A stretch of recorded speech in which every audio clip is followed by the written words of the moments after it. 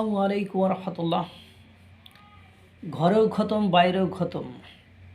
পাকিস্তান নিজেকে বাঁচাবে কেমনে?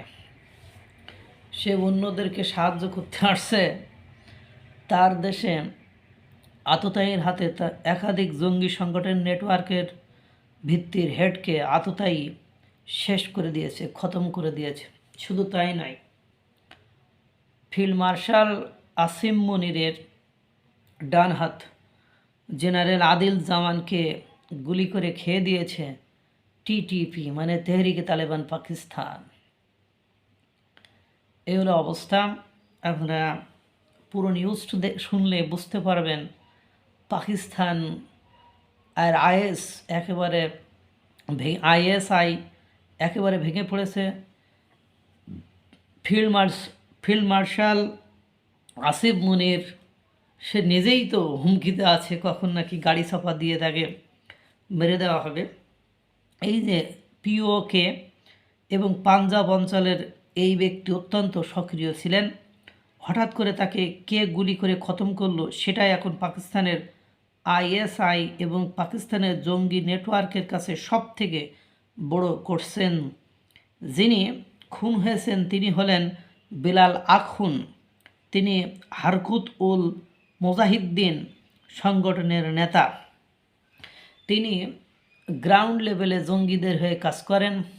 জঙ্গিরা কোথায় অপারেশন করবে, কিভাবে করবে, কোন গাড়ি ব্যবহার করবে, অপারেশনের পরে কোথায় লুকাবে, মানে তাদেরকে অর্থনৈতিক সাপোর্ট কে দিবে, আর ঘটনাটি ঘটানোর পরে 24 ঘন্টার মধ্যে আলামতকে কিভাবে সেখান থেকে সরাতে হবে, এই কঠিন এবং দুঃসাধ্য কাজ করতেন এই বেলাল আখুন।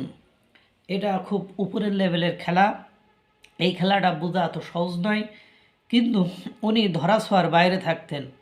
ঠিক নেটওয়ার্ক দিয়ে গোয়েন্দা সংস্থা কে বা কারা এটা বের করে খুঁজে বাংলাদেশে যেমন ওসমান হাদিকে আততায়ী মেরে দিয়েছে, ঠিক তেমনি তাকে আততায়ীতে গুলি করে খতম করে দিয়েছে।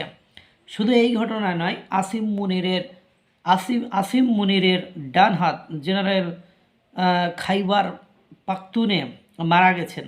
মানে গোয়েন্দাদের নিকটে খবর পেয়ে বা গোয়েন্দাদের কাছ থেকে টিটিপির হামলার ঘটনার সংবাদ পেয়ে তিনি সেনা বাহিনীকে নিয়ে বা সেনা সদস্যকে নিয়ে টিটিপির বিরুদ্ধে অপারেশনে গিয়েছিলেন জেনারেল আদিল জামান।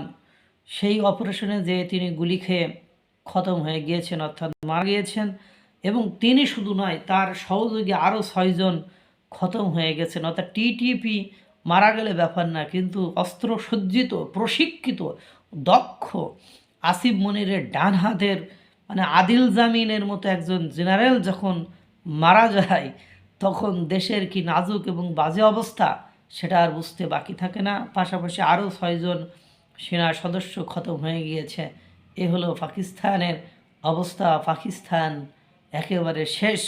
এদিকে যুক্তরাজ্য থেকে মানে নারী ঘোষণা দিচ্ছে ফিল্ড মার্শাল আসিম মুনির যে কোনো সময় রাস্তার দুর্ঘটনায় মারা যেতে পারে।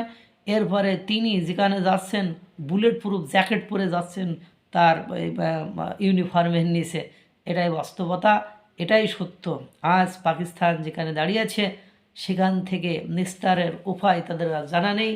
তারা অর্থনৈতিকভাবে ধ্বংস, তারা অভ্যন্তরীণভাবে ধ্বংস, তারা প্রতিবেশীদের দ্বারা ধ্বংস, তারা মানে তাদের জঙ্গি বাহিনী দ্বারা ধ্বংস। মানে ত্রাসের রাজ্যের আর একটা নাম, সন্ত্রাসী রাজ্যের আর একটা নাম পাকিস্তান। আল্লাহ তাআলা সকলকে ভালো রাখুক, সুস্থ রাখুক। আসসালামু আলাইকুম ওয়া রাহমাতুল্লাহ।